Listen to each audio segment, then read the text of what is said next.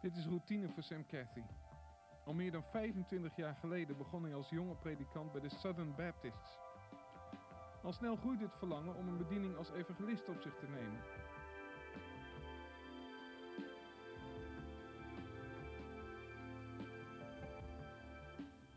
Rondreizend door heel Noord-Amerika verzorgde hij zo op uitnodiging van kerken uit deze denominatie werkelijk overal en nergens evangelisatiecampagnes. Dat betekende veel vliegen, weken weg van huis en de nodige zorgen en eenzaamheid. Sam is een van die mensen die vertellen van de ontmoeting met een engel. Maar waar veel verhalen misschien wat vaag en ongrijpbaar lijken, is zijn verhaal er een met een aantal opvallend concrete gebeurtenissen die verstrekkende gevolgen bleken te hebben. My first year in evangelism had a wife and 3 little children and a lot of fear. And it was not lack of trust in God so much as it was just the unknown. I was young in the ministry, and had a young family, and God called me to lead my family, my wife and 3 children, and to strike out on my own and just hold meetings, getting home every few weeks for a few days. And it was quite traumatic. And I was out in California preaching right next to Disney World. And Disneyland, I think it is out there. And on Saturday night, I called home to see how things were.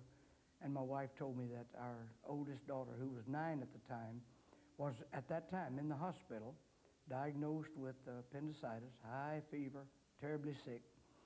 And so I told the church about it that night, made arrangements to go home. I was living in Detroit, Michigan at the time.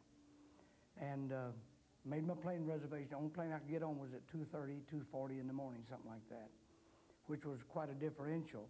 In Detroit time, it was almost daylight by then. And so I got on the plane, very, very, very worried and very insecure and very bothered, trying to pray and trying to believe God and trying to trust God as much as I knew and as far as I'd been with the Lord at that time. Well, I got on the plane.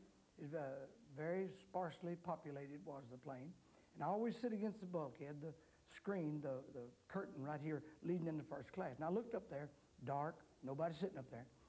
So when the stewardess came up to me, I said, "Do you mind if I sit in that first class section?" Now, I never put Reverend or Doctor on my tickets. I just put Sam Cathy. Never tell anybody I'm a preacher, just me. And she said I could not go up there because they didn't have a stewardess up there. And I said, "Well, I'll just rest here in this seat, then do the best I can." She walked away, and the minute she walked away, another lady came through that curtain. This girl was dressed in red, trimmed in blue. The girl that came through from that first class section was dressed in blue, trimmed in red.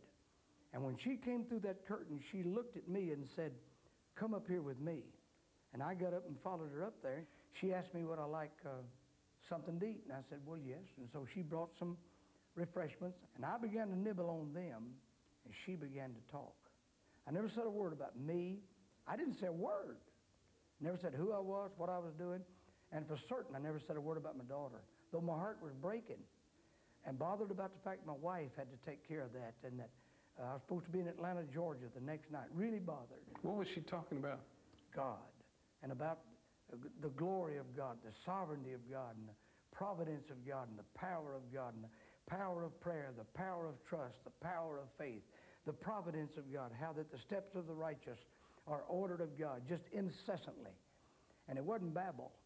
I was so intrigued by it. I just sat back in the chair and just gazed at her and listened.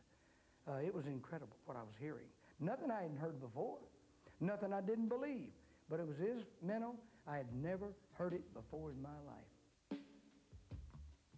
After about, hour and 45 minutes of that, and it wasn't obtrusive and it wasn't boring, delightful.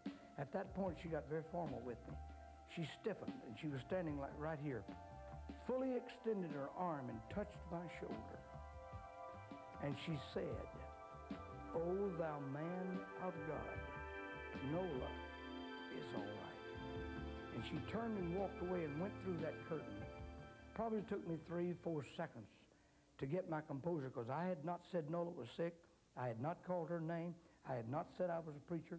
Nothing. I hadn't said anything. You were completely I hadn't said anything. Oh, baffled. I was blown away. I jumped up, ran through the curtain to find her, and of course she was gone. And the other girl, the girl dressed in red, remember? Yeah. She put her hands on her hips. She said, "Where have you been? We've been looking for you. We were worried about you." I said, "I was sitting right up in the first class." She said, "I told you not to go up there, that sort of stuff." And I said, "Well, the head stewardess took me up there." She said, "I'm the head stewardess." I said, "No, I'm talking about the girl dressed in blue with the red trim. We don't have anybody like that." I said, "Yeah, she took me up there and fed me some sandwiches and pop." She said, "We don't have any food on this plane." When we walked back up there sat the remains. She said, "Where did that come from?" I said, "I'm trying to tell you." And I told her the story, and they began to look. I began to look. One of the three pilots or navigators or whatever, whomever, came out. We looked everywhere, and of course she was not to be found. My conclusion was that God sent an angel to minister to me and my family, and it made a profound, profound difference in our life. What happened to your daughter? She told you Plane landed. It was okay. Plane landed. And that was back in the days when we didn't have the conveyors to walk on. We had to come down the steps onto the tarmac. And she was standing back out there just beyond the retainer. And I came down off the plane and walked toward her. You mean your wife? Mm-hmm, yeah.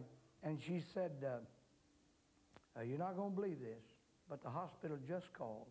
They ran another blood test because the fever was gone, and there's no trace of appendicitis. They said for us to come and get Nola and take her home." And the beautiful part about all of that is that so many of my friends just didn't believe my story. Now remember, she was 9 years old when she had that appendicitis. I believe she was 28 when she had a complete hysterectomy. When the hysterectomy was over, the doctors came out. Of course, my wife was there with our daughter.